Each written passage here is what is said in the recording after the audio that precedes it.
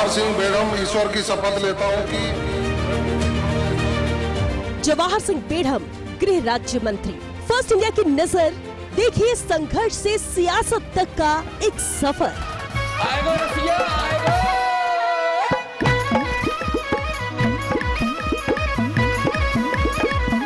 साधारण किसान परिवार में जन्म, ग्रामीण परिवेश से रहा संबंध। बचपन में खेतों में चलाया ट्रैक्टर, मन में था जन सेवा का फैक्टर। अपने दादा से मिली प्रेरणा, समाज सेवा की जगी चेतना। 12 की उम्र में पहली बार भरी हुंकार। बायोलॉजी से लॉ तक का सफर, शुरू की वकालत कुर्ता पहनकर। राजनीति में जगी दिलचस्पी, पंचायत समिति सदस्य से की एंट्री। बेढ़म नाम से बनी पहचान, अपने नाम में जोड़ा गांव का नाम। डी को जिला बनाने का देखा सपना, उसे आंदोलन में बदला। बीजेपी पार्टी से जुड़ी विचारधारा, कई जिम्मेदारियों को निभाया। बीजेपी युवा मोर्चा से मुलाकात, भजन लाल शर्मा का मिला साथ। वसुंधरा राजे के नेतृत्व में गुर डांग विकास बोर्ड के बने प्रमुख। अब मुख्यमंत्री भजन लाल शर्मा के साथ बढ़ा रहे सरकार में कदम। जनता के प्रति सरल, सौम्य और संवेदनशीलता। पहले करवाते जलपान, फिर करते समस्या का समाधान। गृह राज्य मंत्री के तौर पर जिम्मेदारी निभा रहे जवाहर सिंह बेढ़म। कानून व्यवस्था, अपराध नियंत्रण में राजस्थान गढ़ रहा नित नए आयाम।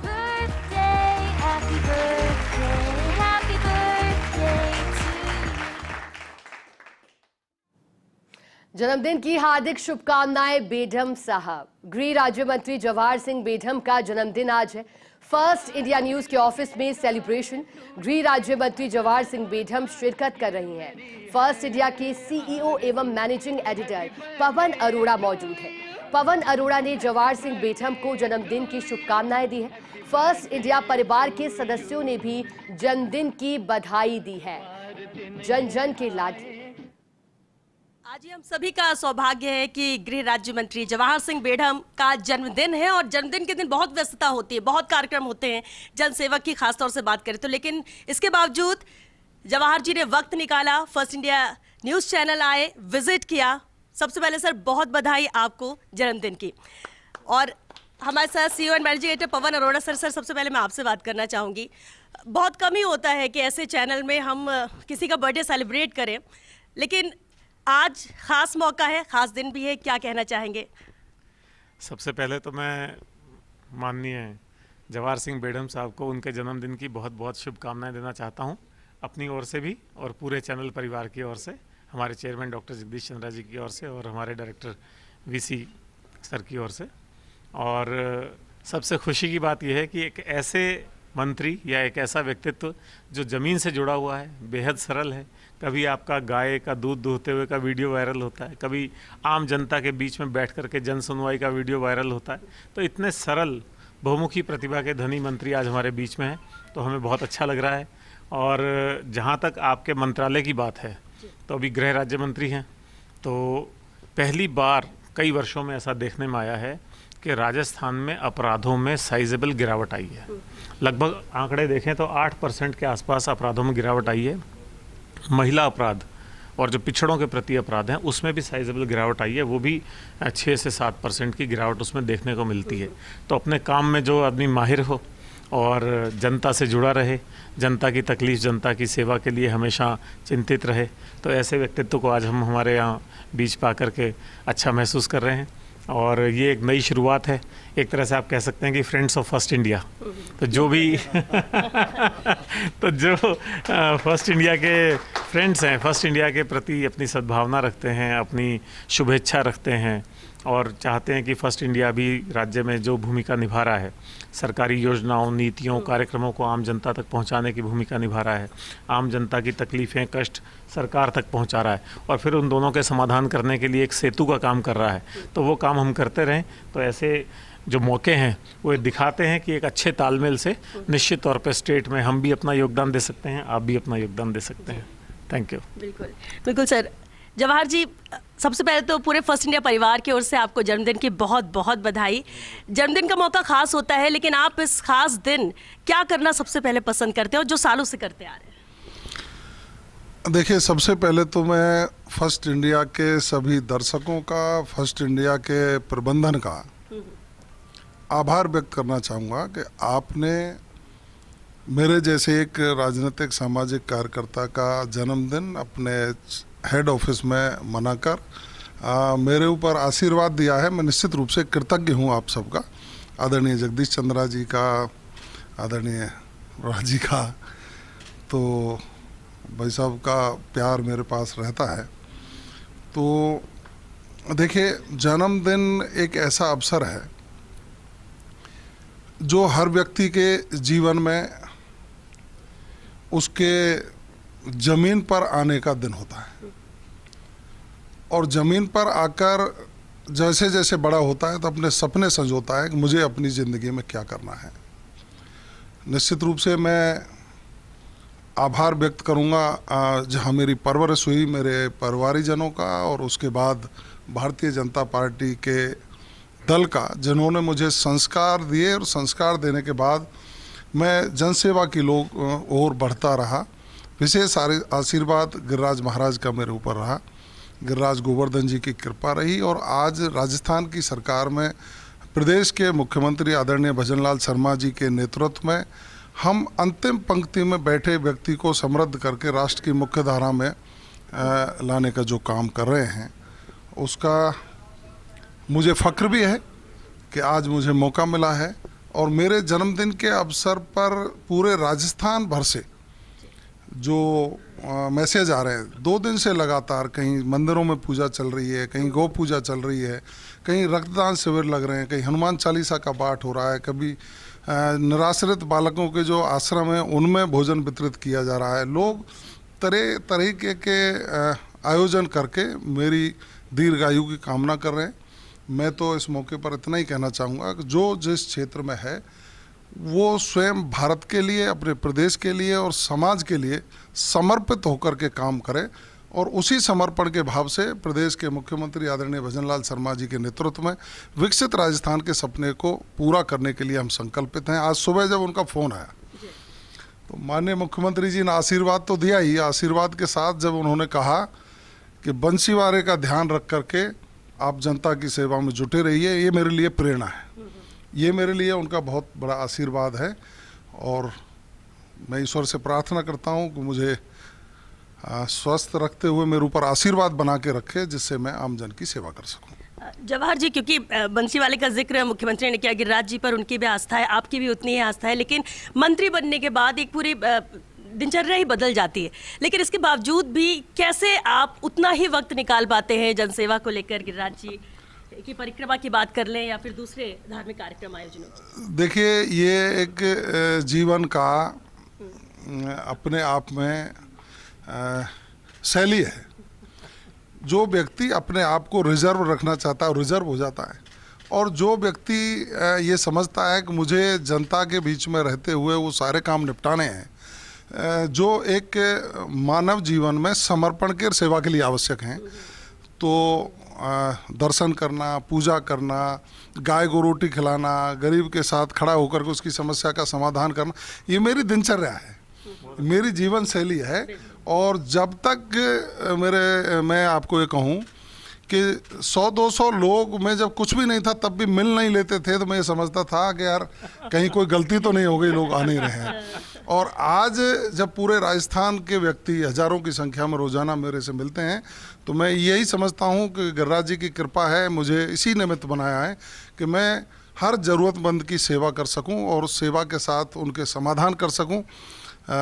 इसलिए मैंने इस धरती पर जन्म लिया है, तो जब तक मैं हूँ तब तक इसको अनवरत रूप से करता रहूं, ऐसी ईश्वर से मेरी ये कोशिश सबकी रहती है। लेकिन जवाहर जी, एक बात अलग जो पाई, समस्या का समाधान आप करते हैं और लंबी लाइन रहती, कतार रहती जन सुनवाई के लिए, आमजन की, वो इसलिए भी जुड़े रहते हैं कि अपने बीच के आप लगते हैं, देशी ठाठ में नजर आते हैं और आप तक पहुंच सबकी है।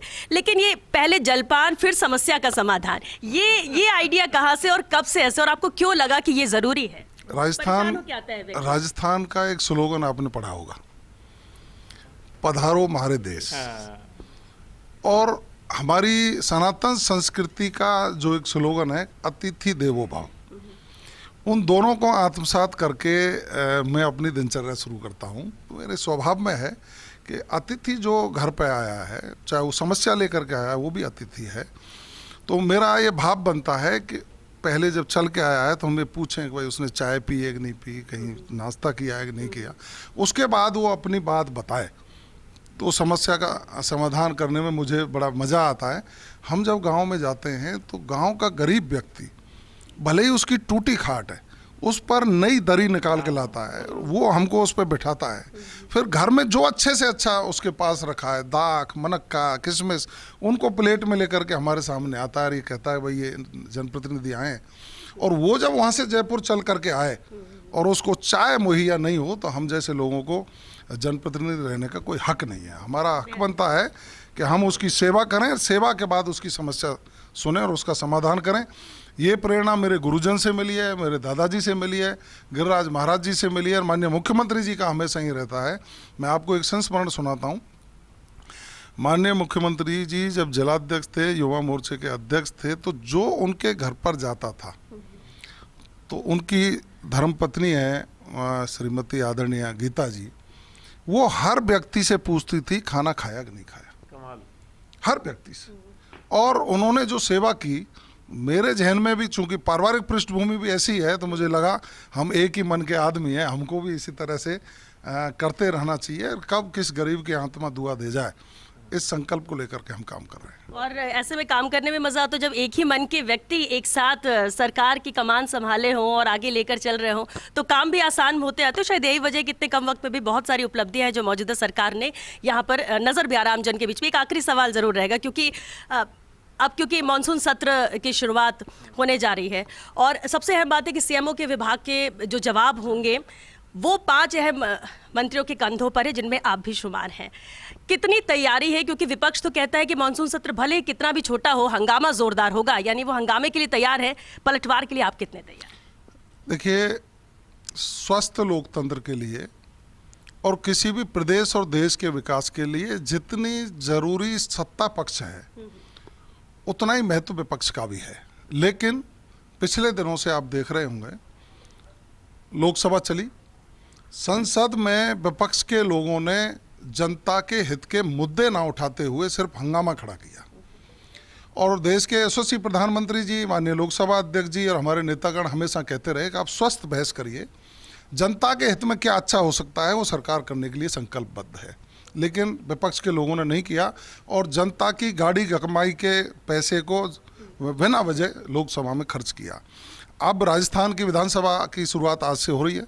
सर्वदलीय बैठक बुलाने की पहल माननीय मुख्यमंत्री जी हमारे भजनलाल शर्मा जी ने की।